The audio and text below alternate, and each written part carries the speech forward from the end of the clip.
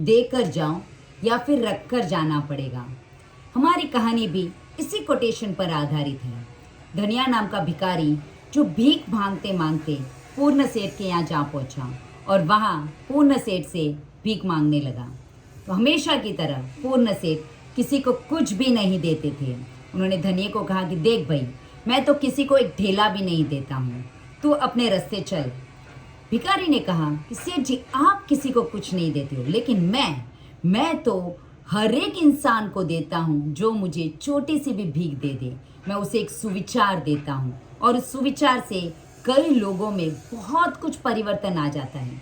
सेठ जी ने कहा ठीक है, लेकिन मेरे पास तो सब कुछ है, धन दौलत बच्चे, आज मैं समाज में मेरा नाम है, मैं संपन्न हूँ, मुझे किसी चीज़ की ज़रूरत नहीं है।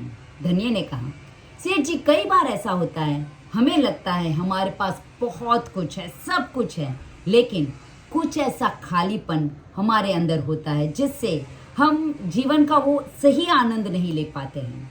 तो सेठ जी ने कहा ठीक है, ये ले एक गिलास पानी मेरी तरफ से, अब तुझे जो कहना है कह दे। धनिया ने कहा सेठ जी, जीवन का, कुदरत का एक नियम है कि देकर जाओ या फिर रख कर जाना पड़ेगा। सेठ जी का इससे मुझे क्या फ़ायदा, मुझे तो इसमें कुछ सार नज़र नहीं आता है। धनिया ने कहा एक रात काफ़ी है इस मंत्र पर मंथन करने को, अगर आप मंथन करोगे तो आप बहुत कुछ पाओगे। तो सेठ जी ने कहा ठीक है, और सेठ जी की विचारों की श्रृंखला चलने लगी। जैसे जैसे वो उस कोटेशन को बार बार दोहराते गए, देकर जाओ या फिर रख कर जाना पड़ेगा, देकर जाओ या फिर रख कर जाना पड़ेगा। सेठ जी ने कहा ऐसा क्या है, और सोचते सोचते सेठ जी के ध्यान में आ गया कि मेरी ये करोड़ों की मिल्कत है, अगर मैं इसे देकर नहीं गया तो फिर ये यही रख कर जाना पड़ेगा। तो बोला ठीक है ना, मैंने अपने बेटे को तो दी है, तो मैंने किसी को दी है, और रख कर जाना पड़ेगा तो वो मेरे बेटे के पास ही रहेगी। लेकिन फिर और उसके ऊपर मंथन किया तो समझ में आया कि मैं इस धन दौलत को अपने साथ तो नहीं लेके जा सकता, लेकिन मैं इसे कन्वर्ट कर सकता हूँ पुण्य में। अगर मैं इसका सुकृत करूँगा, किसी ऐसे ज़रूरतमंदों को दूंगा तो ये मेरे साथ चलेगा पुण्य बनकर।